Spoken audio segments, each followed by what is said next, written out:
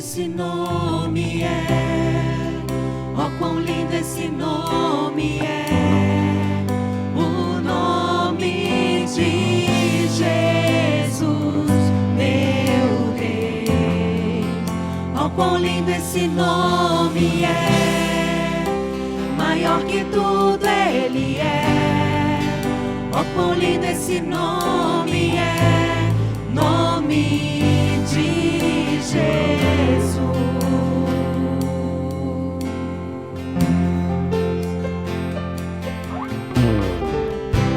Deixou o céu para buscar, veio pra nos resgatar.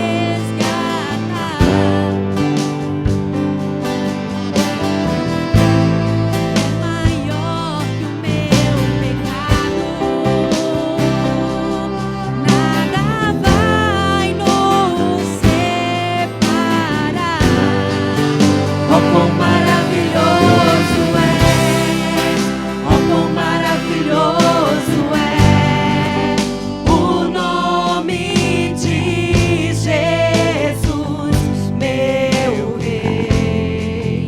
Oh, quão maravilhoso é, maior que tudo Ele é. Oh, quão maravilhoso é, nome de Jesus. Oh, quão maravilhoso é, nome de Jesus. Oh, quão maravilhoso é, nome de Jesus.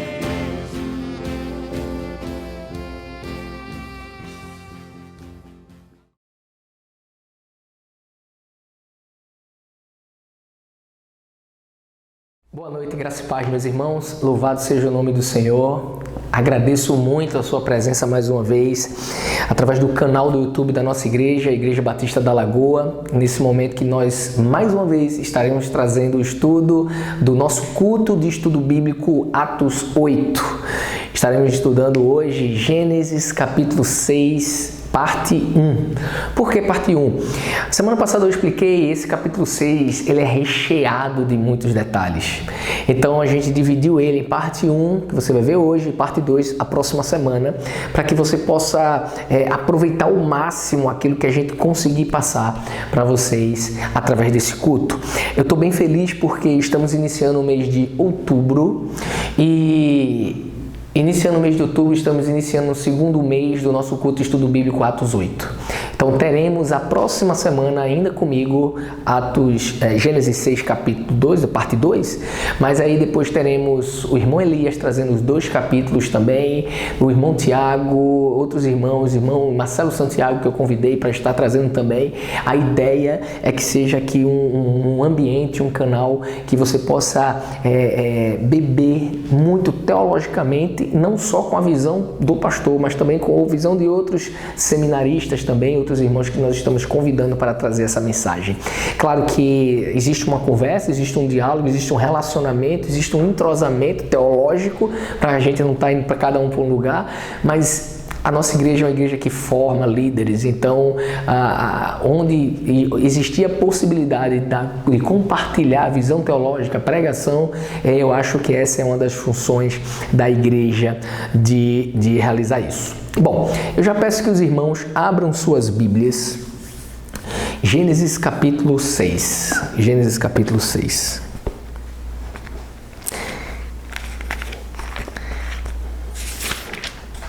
Gênesis capítulo 6, nós vamos ler do versículo 1 ao versículo 8.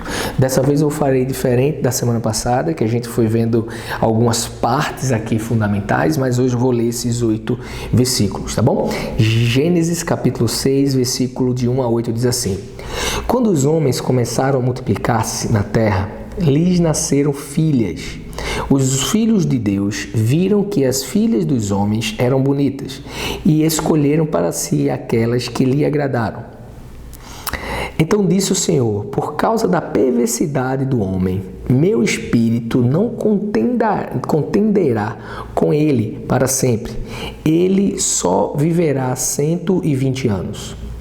Naqueles dias haviam nefilins na terra, e também posteriormente, quando os filhos de Deus possuíram as filhas dos homens, e lhes deram outros filhos. Eles foram os heróis do passado, homens famosos. O Senhor viu que a perversidade do homem tinha aumentado na terra e que toda a inclinação dos pensamentos do coração era sempre e somente para o mal. Então o Senhor arrependeu-se de ter feito o homem sobre a terra, e isso cortou-lhe o coração. Disse o Senhor: farei desaparecer da face da terra o homem que criei, os homens e também os grandes animais e os pequenos e as aves do céu. Arrependo-me de havê-los feito. A Noé, porém, o Senhor mostrou benevolência. Senhor, muito obrigado por esse texto, Pai, muito obrigado por essa Tua palavra. Que possamos, em nome de Jesus, poder aqui, ó Pai, estudarmos, trazermos a iluminação da Tua palavra para o coração de cada irmão nosso que tem acompanhado esse culto maravilhoso. Muito obrigado por o Senhor ter falado comigo através dessa palavra. Em nome de Jesus, amém. Meus irmãos,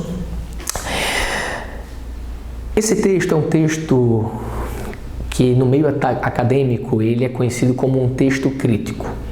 No decorrer da Bíblia existem alguns textos críticos da palavra de Deus. O que significa texto crítico? Bom, é um texto que não é de tão fácil interpretação, que por mais que você pesquise, inclusive em toda a Bíblia, você não tem uma interpretação muito clara do que é. É aquilo que eu sempre falo com relação ao espinho na carne de Paulo. Então, por mais que a gente imagine o que seja, a gente não tem a confirmação biblicamente ou em relatos extrabíblicos do que seria. A gente supõe o que seja. Então, esse capítulo 6 é um capítulo, é um texto, é uma perícope que ela é bem crítica, bem complicada, mas com certeza nós conseguimos aqui tirar grandes lições daquilo que o Senhor consegue nos falar. Esse texto é um texto que ele fala sobre a corrupção humana, tanto é que em algumas Bíblias, no título já vem a corrupção da humanidade, pelo menos na minha Bíblia tem assim. E é a história, uma das histórias bíblicas mais conhecidas da humanidade. Mesmo as pessoas que não seguem a religião protestante, não é cristão, enfim, mas eles conhecem essa história de Noé, a Arca de Noé, o dilúvio, e aí começa aí no capítulo 6, e aí a gente vai caminhar por alguns capítulos com relação a essa questão do dilúvio, de Noé e de sua família.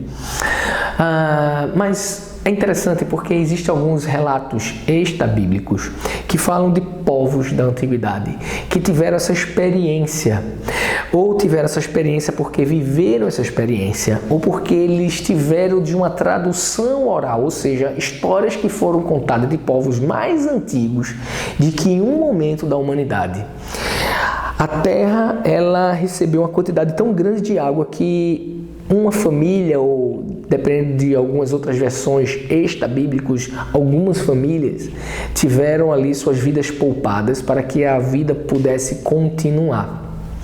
É interessante isso porque quando a gente estuda, nós vamos ver isso somente no próximo capítulo, na próxima parte, mas temos que entender algumas coisas. Por exemplo, será que a terra foi totalmente inundada realmente, ou só aquela parte? Ou será que só aquela parte que Noé vivia com a população, com a humanidade ali bem restrita no Oriente Médio, mais ou menos, foi ali realmente afetada? Ou não, porque os relatos bíblicos falam que até o mais alto dos montes foi ocupado por água. Enfim, é isso que a gente vai ver a próxima semana, mas esse texto ele já começa de uma forma bem crítica já no início dele, porque ele mostra no versículo 1 que ele diz assim: quando os homens começaram a multiplicar-se. A gente vê aí a humanidade cumprindo a missão que Deus tinha colocado, cumprindo a determinação de Deus de se multiplicar na terra. Então, a humanidade ela estava realizando isso que foi falado. Quando você lê o capítulo 5, como a gente viu a semana passada, a gente viu que as pessoas estavam tendo filhos e mais filhos e mais filhos, ou seja, aquilo que Deus queria que fosse realizado estava acontecendo. E Deus vinha falando ao homem para se multiplicar, e o homem com certeza estava cumprindo isso. Porém, em meio a essa missão de se multiplicar, a maldade no coração do homem aflora também. Então o homem ele vem se multiplicando, vem aumentando o tamanho da humanidade, mas também vem aumentando o tamanho da perversidão, do pecado. Interessante que em Provérbios 29 ele vem falando isso, né? Com a multiplicação dos ímpios, das pessoas, multiplica-se também a impiedade. Então, quando a gente observa que a multiplicação daqueles homens foi algo que realmente Deus pediu, que Deus determinou e eles estavam fazendo, mas com isso veio também a maldade, é uma questão de lógica. Nós somos seres pecadores, nós somos seres ruins, nós somos pessoas más. Então, quando mais multiplica, quanto mais se multiplica a humanidade, mais coisas ruins acontecem. Por exemplo, os maiores índices de criminalidade não estão no sertão. Os maiores índices de algumas coisas que acontecem de ruim não estão no sertão, geralmente estão nas capitais. Por quê? Porque ali existem mais pessoas. Não é? Então, quando você vai ver notícias de abuso sexual, não é que não tenha, todo lugar tem, o mundo jaz do maligno, mas não é questão de proporção, geralmente na capital é uma quantidade assim exorbitante. Então, quanto mais pessoas se multiplicavam, mais a maldade tomava conta do homem. E aí chega na primeira parte crítica desse texto, porque diz assim: na terra lhes nasceram filhas. Os filhos de Deus viram que as filhas dos homens, filhos de Deus, filhas dos homens, que danado é isso? É bem complicado, existem algumas teorias, e a gente vai estar passando aqui algumas teorias. Alguns teólogos dizem que filhos de Deus são anjos caídos, que aqui na terra tiveram relações sexuais com as mulheres, as filhas dos homens, e ali nasceram filhos, que era algo abominável ao Senhor. Essa é uma teoria, mas é uma teoria que ela cai por terra no Novo Testamento. Porque em Mateus 20, 22, Jesus Cristo, falando com os saduceus, diz que nos céus os anjos não casam e não se dão em casamento. Então, se nos céus os anjos não casam, não se dão em casamento, por que faria isso aqui na terra? Então, o entendimento que a gente tem é que isso de fato não acontecia. Essa tese é uma tese teológica que não se sustenta. Uma outra coisa também é que uma outra teoria é que esses seres caídos, esses seres espirituais caídos, por isso são chamados filhos de Deus, por serem anjos, mesmo que caídos, eles possuíam o corpo do homem e, possuindo o corpo do homem, tinham relações com as mulheres. É uma outra teoria também. Bom, mas a teoria que ela é mais aceita na academia, e a teoria que eu particularmente acredito, é que os filhos de Deus são a descendência de Adão que não se afastou do Senhor. Então existia uma descendência de Adão, do filho dele, de Sete, e por aí por diante, de pessoas que caminhavam com Deus. A gente viu a semana passada o exemplo de Enoque. Então eram famílias que se relacionavam com Deus, que adoravam a Deus, que caminhavam com Deus. E existia também um povo que se afastou de Deus. Aí vem a descendência de Caim. Lembre-se que quando Caim matou Abel, Caim foi colocado distante da sua família, foi colocado para um legado bem distante, e entende-se que ali ele se multiplicou também, teve filhos e filhas, enfim. E ali aquela geração, que nasceu através dele, aquela linhagem que nasceu através dele, foi uma linhagem que andou distante do Senhor. É por isso que vem falando filhos de Deus, aqueles que tinham um relacionamento com Deus, e filhas dos homens, aquelas pessoas que não tinham um relacionamento com Deus. E o autor, me parece, que vem colocando essa questão de filhos de Deus e filhas dos homens. Não é que somente existiam filhos de Deus, também existiam filhas de Deus. E não é que existia só filhas dos homens, também existiam filhos dos homens, mas ele queria fazer ali um casamento, ele queria dar a ideia, ele queria trazer uma lição do que estava acontecendo. O que ele estava querendo trazer ali na realidade é que começava a existir uma mistura. É como ele estivesse dizendo filhos de Deus e filhas dos homens, é como ele estivesse falando o povo de Deus e o povo dos homens, o povo do mundo, o povo que não conhece a Deus. E aqueles povos estavam começando a se misturar. E isso para Deus sempre foi algo que ele não aceitou. Deus sempre abominou essa questão da mistura dos povos. Historicamente, em toda a Bíblia você vai ver essa questão do jugo desigual. E aí eu tento ensinar algumas pessoas com relação a jugo desigual, porque o jugo desigual é algo muito claro pra gente. Se você é alguém que tem uma religião, se você professa uma fé, se você é cristão, você se relacionar com uma pessoa que não é, ou é ateu, ou enfim, é muito complicado. E sendo essa caminhada tão complicada, como é que você vai conseguir desenvolver o seu ministério? Como é que você vai conseguir desenvolver o seu dia a dia na igreja? É muito comum você ver pessoas que estão todos os dias na igreja buscando ao Senhor, fazendo a vontade dele, envolvido num projeto, envolvido em outro projeto, envolvido na igreja, na vida da igreja, começa a se relacionar com alguém que não é da igreja, começa a faltar os cultos, começa a faltar a jornada de oração, começa a faltar o pequeno grupo. Por quê? Porque a programação do casal muitas vezes vai levar a pessoa para distante da igreja. É atividade de viagem, não é que isso não seja bom, é maravilhoso. Mas quando isso toma o lugar de Deus, e meus irmãos, como nós temos falhado com isso, como a gente tem causado esse problema. E se a gente prestar um pouco atenção, a queda de Salomão foi por conta disso. Salomão fazendo parte do povo de Deus, ou seja, se a gente for trazer Salomão para o Gênesis, se a gente transportar Salomão para o Gênesis, a gente entende que Salomão, ele naquela época, ele representava os filhos de Deus. Só que o coração dele se inclinou para o mal, que ele começou a ter várias mulheres de outros povos. Há meses atrás a gente estudou sobre Neemias e a reconstrução dos muros, nos cultos que estavam acontecendo ainda online. E quando a gente estudou Neemias na reconstrução do muro, a gente aprende que naquela época Neemias, Esdras, eles tiveram um zelo de dizer assim, olha, o povo está começando a reconstruir o templo, os muros, mas o povo está muito misturado, o povo se deu em casamento com outros povos e se afastou. O grande problema sempre foi religioso, o grande problema sempre foi a comunhão com Deus. E aqui em Gênesis, no capítulo 6, quando fala dos filhos do homem, dos filhos de Deus e das filhas dos homens, vem tratando sobre isso. A mistura dos povos sempre teve e trouxe um enfraquecimento para a vida devocional de cada um de nós. E eu tento trazer ainda uma questão mais profunda sobre o jugo desigual. Eu sei que isso está lá em Coríntios, é uma coisa do Novo Testamento, mas o jugo desigual ele vai além de uma questão de ser crente ou não. O jugo desigual ele vai além do que isso. Porque se você é cristão e também tem uma pessoa na igreja que também é cristã, são evangélicos, servem ao Senhor, a conversa no relacionamento de namoro tem que ser muito sincera um com o outro, para saber que se eles estão em jugo desigual ou não. Aí você pergunta, mas não são os dois crentes, sabe? Que o jugo desigual vai muito mais além, é muito mais profundo. Digamos que Alisson, que está aqui comigo novamente gravando o culto, Alisson é um missionário que ele tem um chamado para ir à África. Ou tem um chamado para trabalhar com os ribeirinhos, uma situação muito difícil, que é uma missão evangelística nesses lugares.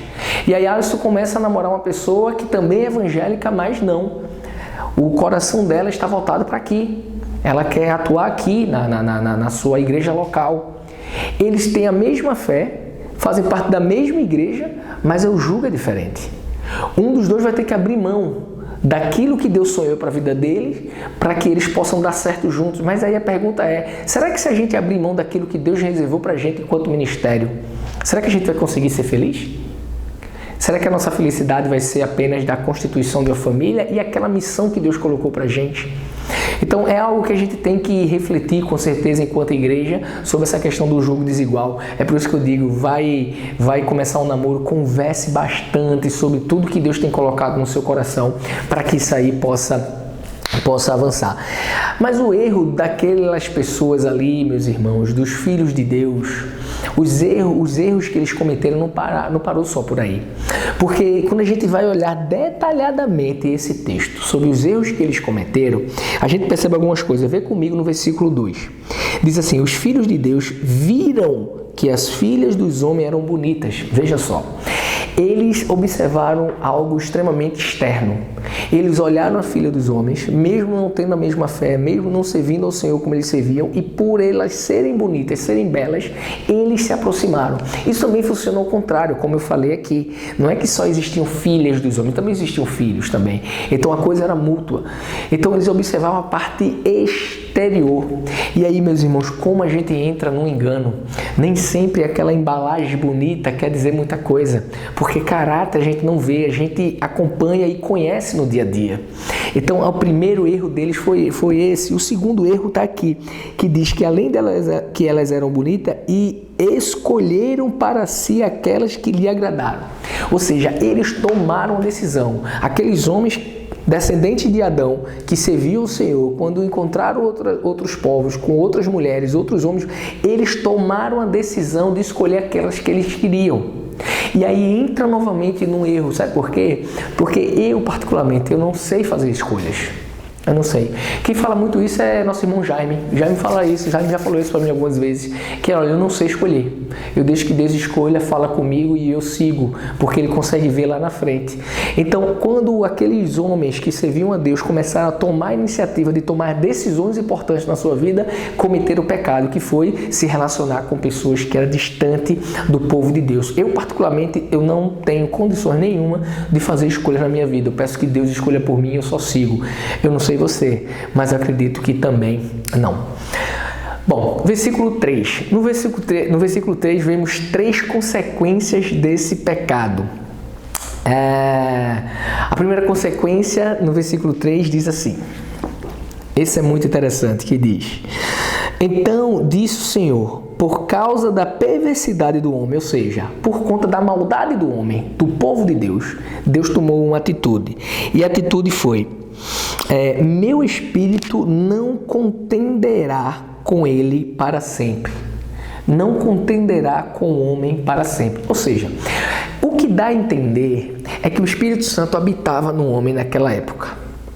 Depois de um tempo foi que ele começou ele foi retirado, como diz aqui, a gente vai explicar o porquê, e aí ele era derramado novamente no homem, em ocasiões especiais, em personagens especiais que iam fazer alguma obra gigantesca para o Senhor.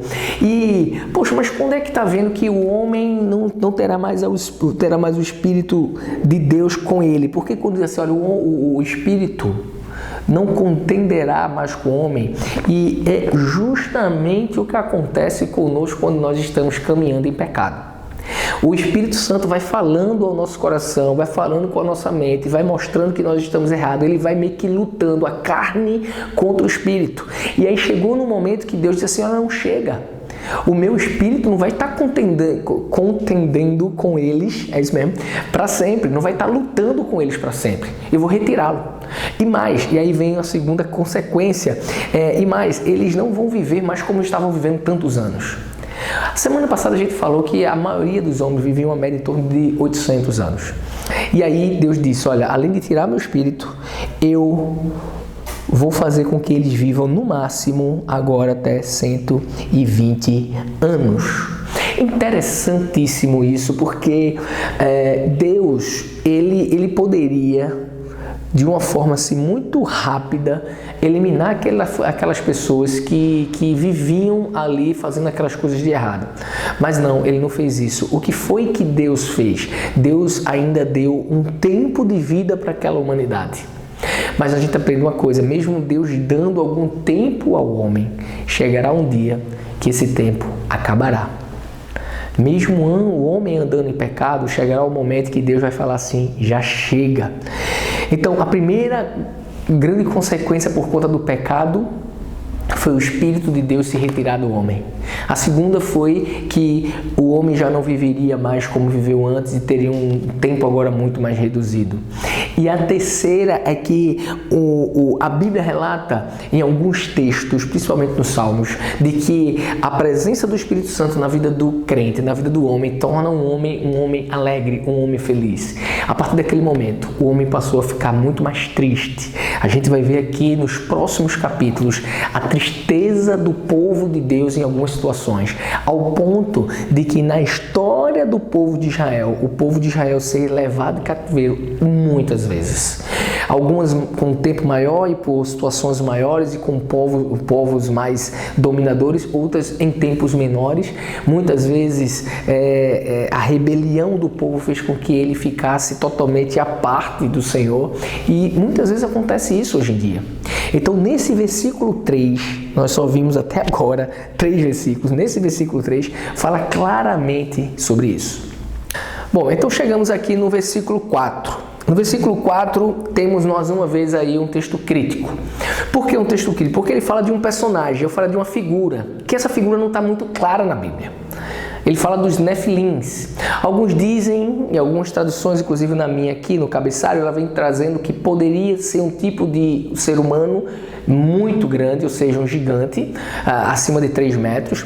Outros dizem que era a mistura entre seres celestiais e seres humanos que nasciam. Não está muito claro isso, esse termo só aparece 2 vezes na Bíblia, mas o que dá a entender é que eram personagens que nasceram da união realmente através desse pecado relatado do versículo 3. Então esse pecado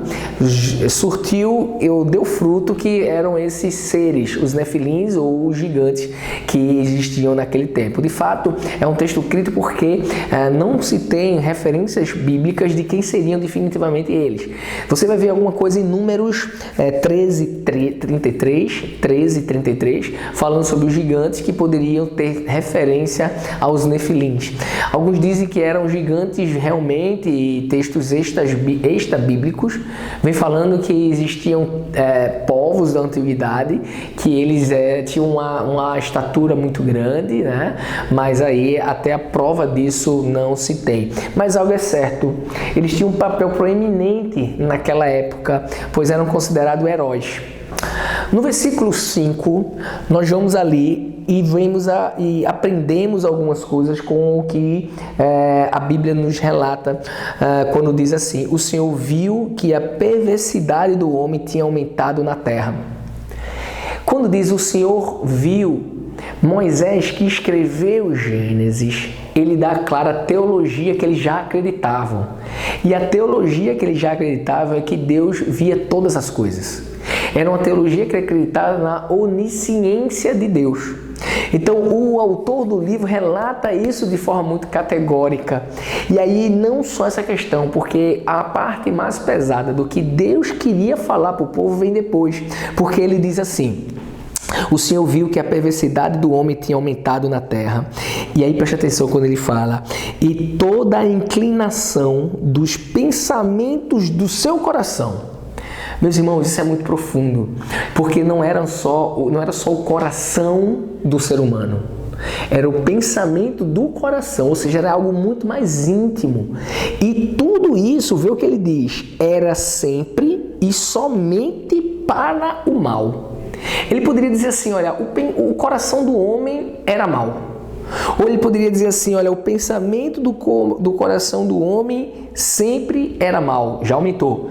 Mas não, ele usa aqui do hebraico de uma forma muito exagerada para dizer como aquela nação, como aquela humanidade, como aquela geração era ruim. Porque ele diz: olha, os pensamentos do coração, já é algo muito grande.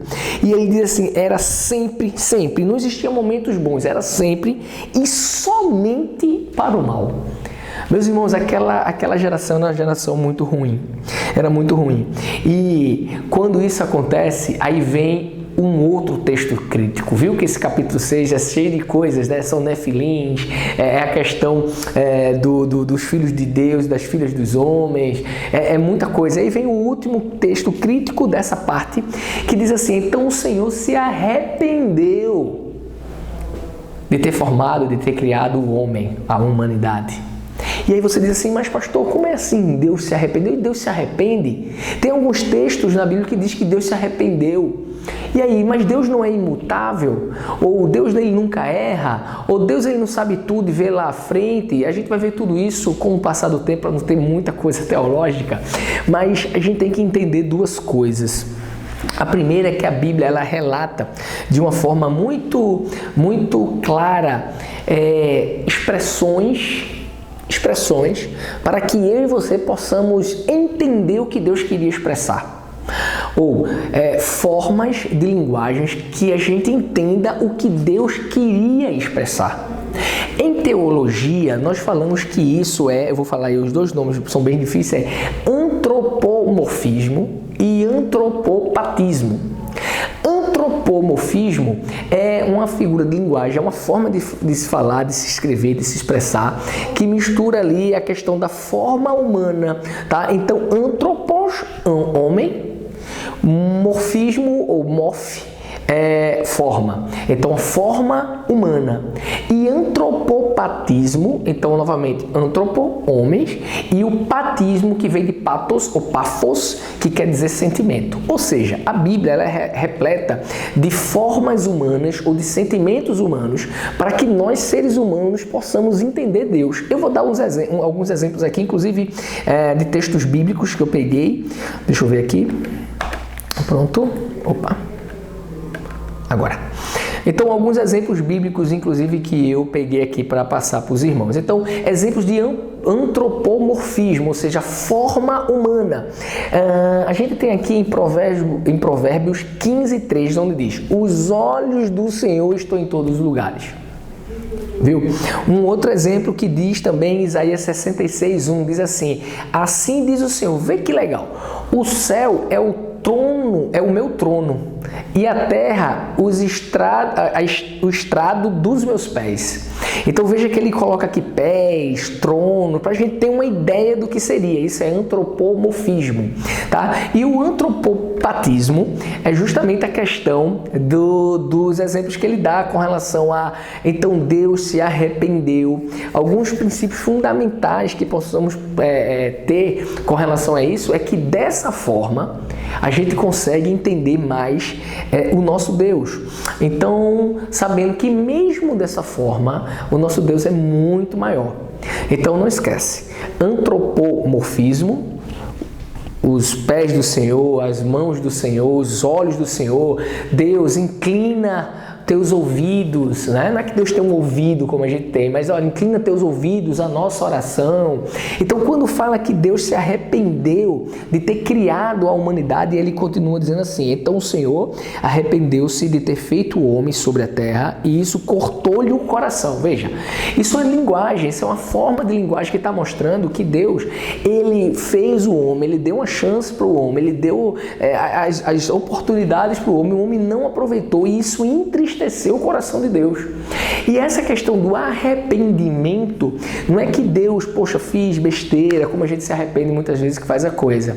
Ela tem esse sentido de tristeza do coração e de tomar uma outra direção. O plano de Deus, a missão de Deus, ela não muda. Mas a forma, muitas vezes, ela vai mudando. Então, a gente está estudando teologia prática com o pastor Neita, o Messias, Elias, o Mateus, o Aronias. A gente está estudando isso e a gente vê que o plano de Deus ele é reto. Mas, muitas vezes, esse outro caminho que é tomado aqui, até chegar aqui, porque os planos de Deus não podem mudar, ele tem altos e baixos. Esses altos e baixos é o coração do homem, são os planos do homem. Então, muitas vezes, quando diz que no texto bíblico diz que Deus se arrependeu, é porque ele ficou triste e ele tomou alguma outra atitude para mudar aquela realidade. E a atitude que nós vemos aqui, que nós não vamos ver agora, é o que relata versículo 8 sobre Noé. Porque Deus, ele se arrependeu de ter feito o homem, ou seja, ele ficou triste de ter feito o homem, ou seja, ele tomou um outro direcionamento. E o direcionamento dele foi o dilúvio. Mas mesmo assim, ele foi benevolente com Noé. Por quê, meus irmãos? É muito simples. Ele poderia muito bem ter tido ali o dilúvio, ter dado ali o dilúvio, ter mandado o dilúvio e ter destruído toda a raça humana. E aí, quando as águas baixassem, ele ter formado novamente o homem do pó. Ele poderia fazer isso. Mas ele foi benevolente. Ele disse assim, não, eu vou deixar pelo menos uma família para que eles venham a multiplicar-se novamente. E aí a missão fosse cumprida. Bom, eu sei que esse capítulo 6 é um capítulo um pouco mais pesado. A gente falou aqui de algumas coisas. O nosso tempo não é grande, a gente não quer tomar todo o tempo dos irmãos no domingo, na quarta-feira, porque sabemos que a nossa vida é muito corrida, mas nesse tempo de culto, em torno de 45 minutos a 50 minutos, 1 hora, o bom é que a gente possa ter coisas bem densas assim teologicamente. Então, louva a Deus pela vida de vocês. Vamos orar nesse momento. Obrigado mais uma vez a Alisson por estar se disponibilizando aqui para trazer essa gravação, para estar indo ao ar no dia de hoje. Então, eu louvo a Deus pela vida de todos os irmãos que estão se envolvendo na igreja, e louvo a Deus também por você que tem acompanhado em casa, do trabalho, voltando do trabalho, seja onde for, ouvindo um pouco aquilo que a gente tem trazido sobre estudos bíblicos. E aí, hoje, Gênesis 6, parte 1. Que Deus te abençoe. Vamos orar. Senhor, muito obrigado por tua presença entre nós. Eu te louvo, eu te agradeço porque o Senhor é um Deus maravilhoso, um Deus bondoso, um Deus que nunca nos abandona. Muito obrigado por todas as coisas que o Senhor tem feito nas nossas vidas. Abençoa, Pai, esses estudos. Capacita os irmãos que estão aqui, ó, Pai, trazendo o Tiago, Elias, Messias, o Marcelo Santiago, que vai estar também participando, Yudi, Evaldo, todos os irmãos que têm a oportunidade de trazer um estudo da tua parte, ó Pai, nesses próximos anos, para que a gente possa cumprir essa missão. Esteja conosco, em nome de Jesus, amém. Louve conosco e tenham todos uma boa noite.